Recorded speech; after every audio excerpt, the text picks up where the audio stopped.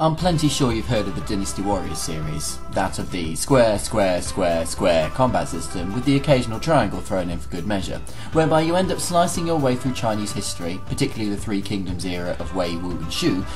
To put it bluntly, this is not that game. This is not the Dynasty Warriors you know and love or hate, depending on your opinion on the series, and as such you might not even know that this is how the whole series started, and you certainly wouldn't be aware that the game is a one-on-one fighting game.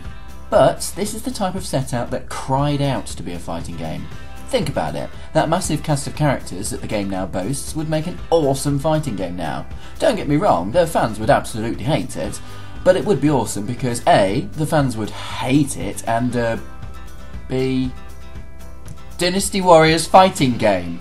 Seriously, Omega Force, get onto that one. Now, if I had the time or inclination to do so, I could spend a great deal of time explaining the whole of Chinese mythology for this period of time, such have I been taught by these games since 2 onwards, that I feel like I could. However, you genuinely don't want to listen to me rabbiting on about how Wu, Wei and Shu ended up getting into plenty of tete-a-tetes over a period of many years, and then ended up succumbing to the might of Jin in the end, so what even was the point? And I could start telling you about how these 3 major leaders wanted control of the land and did a lot of jiggery, pokery, dickery, backstabbery, fuckery, uppery, but you'd be better off finding that out on your own. If I did so, I'm sure someone would have had a massive go at me for missing out an infinitesimal detail that changed the whole history of the country, and I'd be like, oh fuck off, I'm not a historian, go eat some shrimp and go to bed. Because to be honest, I'm not one for confrontation, and shut up, you ain't my mother.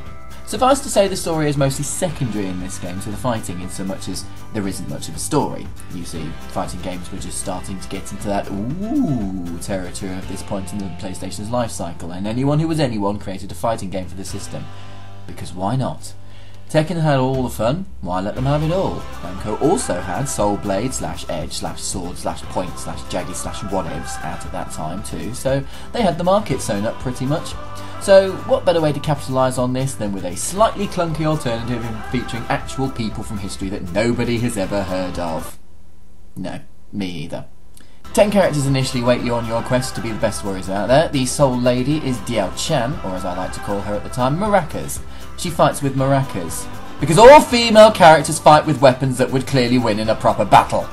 Jeez, games that feature female characters clearly can't handle the idea of a normal weapon, so she gets fucking maracas.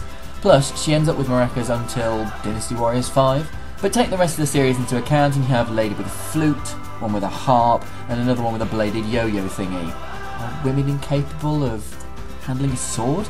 Are they trying to make it historically accurate and suggest that women couldn't carry swords? Way to sexist it up, people. Look, maracas are not a useful weapon for fighting with, and if you're going to have someone fight against you with a massive fuck-off spear or a broadsword, you don't bring the shakers to it. You bring a giant fuck-off sword to it. Or a spear. Look, don't bring fucking maracas, that's all I'm saying.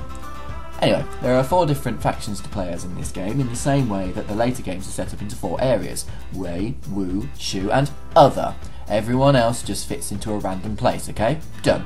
Anyway, look at how severely ugly those character models are. They aren't supposed to be the good graphics. They are supposed to be the showcase for the rest of the game, but I'll be damned if we're going to end up having these graphics showing us the way. Tekken 2 was out by this point. They managed to make people look and move reasonably realistically. I mean, look at this poor soul. Look at those arms. Dreadful. Also, pink. Midriff showing. Puffballs on the boots. Oh, well, Chinese mythology had a lot more to answer for than it seems. I'm calling bullshit on the effort gone into researching this one. Okay, when it comes to creating your fighting games, there are a couple of rules you must abide by. Rule number 1! Make sure the combat system actually works. Does it? Sort of. That's part of the problem though. The whole system itself feels ridiculously clunky at times. It's sometimes smooth, it's responsive enough, but the problem is you spend so much time actually trying to hit your constantly blocky enemy that it becomes quite difficult to even get a hit in. Parrying is a key factor in this game, but you don't actually parry properly in that you can back it up with an attack. It feels like a bit of a missed opportunity.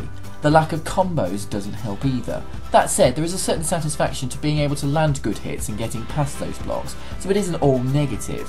It just feels a bit wrong sometimes. You don't get the enormous amount of satisfaction that you do with other fighting games. It's more of a case of, my opponent stopped blocking a moment so I could hit him, rather than I comboed him into submission and landed a billion amazing attacks.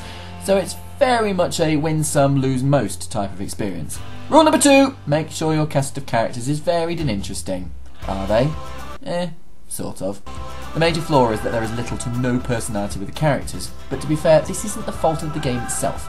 The game is the first in a series, and the series takes a dramatic turn anyway, so we end up learning a lot about the characters after this game. For the purposes of this one, you don't get much insight into what their motivations are, or what they're trying to do, or kill, or marry, or fuck, or whatever that game is. The weapons are more of the character. Problem is, you have 3 spears and a few swords. You get Giant Mace Man, Giant Axe Man, Maracas, Fan Man, who you can unlock, but he's a fucking dick to try and beat though, Sticks Man, and 2 Swords Man. But really, character-wise, we don't get much in the way of excitement. I suppose with Tekken you sort of found out the story through the opening cutscene and the booklet telling you the motivations, because most of the time the story was lost in fancy schmancy ending sequences. In Dynasty Warriors' case, it's just sort of not there. At all. Rule number 3, make sure it looks nice enough. Does it? Sort of. You can see a pattern emerging here, can't you? Look, I'll level with you here. This game is very much the epitome of the Sorta tag in my title.